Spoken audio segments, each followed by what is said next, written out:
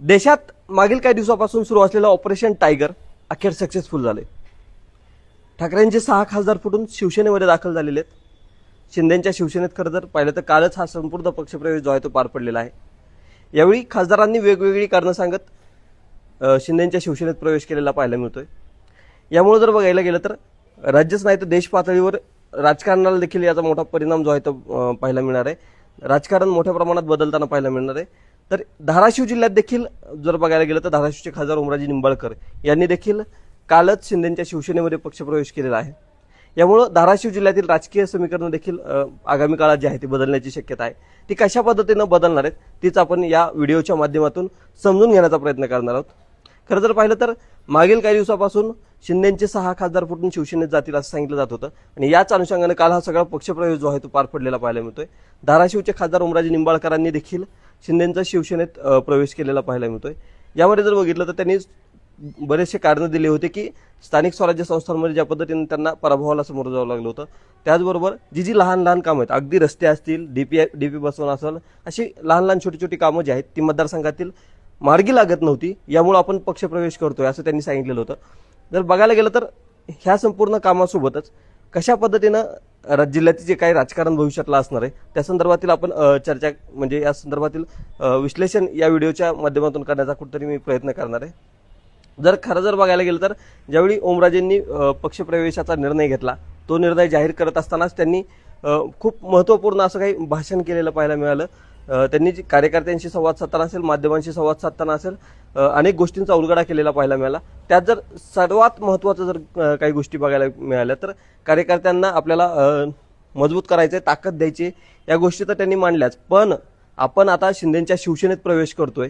दुसरीकडे भाजपमध्ये असलेले त्यांचे पारंपरिक प्रतिस्पर्धी असलेले राणा जगजितसिंह पाटील यांचं कुटुंब जे आहे ते भाजपमध्ये आणि त्यांच्या कुटुंबाला कुठेतरी विरोध आपला जो आहे तो कायम राहणार असल्याचं त्यांनी वक्तव्य जे आहे ते या संपूर्ण याच्यामध्ये केलेलं पाहायला मिळतंय।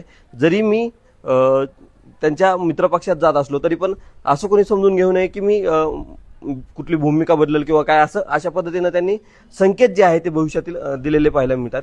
एकंदरीत जर बघितलं तर जे जिल्ह्याचं राजकारण आहे त्याच्यामध्ये तानाजी सावंतांनी देखील या संपूर्ण ऑपरेशन टायगरमध्ये महत्त्वाची भूमिका बजावल्याचं पाहायला मिळतंय। मागील काही दिवसांपासून तानाजी सावंत जे आहेत ते जिल्ह्याच्या राजकारणापासून थोडेसे बाजूला पडलेले पाहायला मिळत आहेत।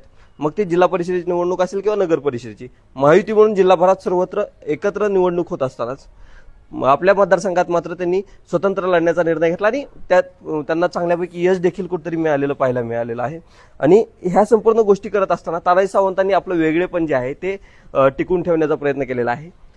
फारसे ते धाराशिवमधील जे काही जिल्ह्याचं राजकारण होतं त्यामध्ये काहीतरी सक्रिय असलेले पाहायला मिळाले नाहीत। मात्र ओमराजेंच्या प्रवेशानंतर जे आहे ते तानाजी सावंत हे कुठेतरी आगामी काळात जिल्ह्यात मोठ्या प्रमाणात सक्रिय जे आहे ते होऊ शकतात। कारण की जर पाहायला गेलं तर ओमराजेंच्या पक्षप्रवेशाच्या ज्या चर्चा सुरू होत्या, ज्यावेळेला अनेक खासदार दिल्लीला रवाना झाले असं बोललं गेलं, तेव्हा ओमराजे जेव्हा दिल्लीला गेल्यास सांगितलं गेलं तेव्हा तानाजी सावंत देखील रात्रीतून दिल्लीला गेलेले होते। त्याचबरोबर सकाळी ओमराजे परतले अशा चर्चा सुरू असताना तानाजी सावंत देखील त्याच पुणे विमानतळावर परत आलेले पाहायला मिळाले।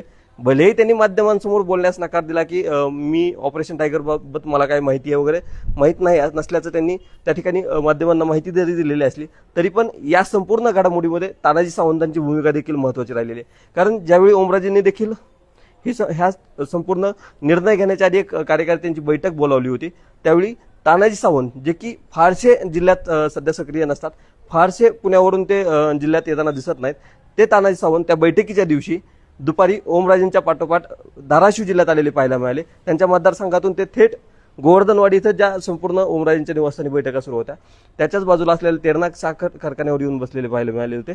त्यानंतर जेव्हा ओमराजेंनी हा निर्णय जाहीर केला त्यावेळी तात्काळ काही क्षणाचा विलंब नाही होऊ देता तानाजी सावंत जे आहे ते ओमराजेंच्या निवासस्थानी पोहोचले, त्या ठिकाणी जाऊन त्यांचा स्वागत सत्कार केला।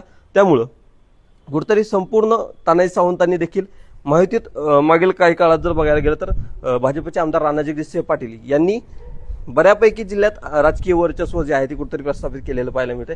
त्यांना चेकमेट करण्यासाठी कुठेतरी तानाजी सावंतांकडून आता ओमराजेंच्या स्वरूपात हा संपूर्ण हिरा जो आहे तो शोधला गेलाय का, अशा देखील चर्चा कुठेतरी होताना पाहायला मिळतात। एकंदरीतच मागील काही दिवसांपासून जिल्हा परिषदेच्या निवडणुका असतील, नगर परिषदेच्या असतील, त्यावेळी शिवसेना कुठेतरी बॅकफुटवर जाते अशा चर्चा होत होत्या। कारण की निवडणुकाच्या या संपूर्ण प्रक्रियेमध्ये जर बघितलं तर भाजप जो आहे तो मोठ्या प्रमाणात जागा वाटपात देखील भाजपचाच वरचष्मा जो आहे तो पाहायला मिळत होता.